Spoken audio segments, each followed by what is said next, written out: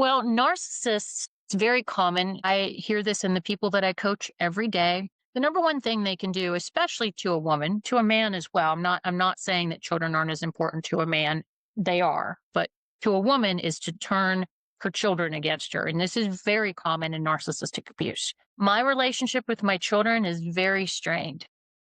My oldest son, who I love dearly, it's a strained relationship. My husband, ex-husband, told my son, this is just an example kind of undermining and making me look like I'm a doormat and nothing. My oldest son in high school, like any teenager, was not keeping his room clean and was not listening and was being just a teenager. And I said to him, he was 17 years old. He had stacks and stacks and stacks of laundry up there that he had not put away, and his room was messy. And I said, "You're going to start doing your own laundry." My ex-husband went upstairs, got the laundry, brought it downstairs, and looked at me in front of my children and says, "You will wash his laundry."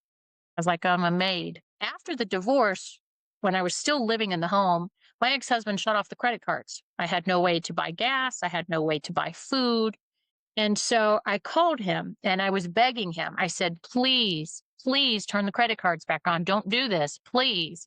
And he had me on speaker. My son, he said something to me that was not nice. And I said, "Don't talk to me that way." And my ex-husband spoke up and said, "He can talk to you any way he wants. You are no longer my wife. I'm not the mother. I'm not a human being. I don't deserve respect." So my relationship with my children is strained. A huge part of that is because they were taught that your mother is nothing.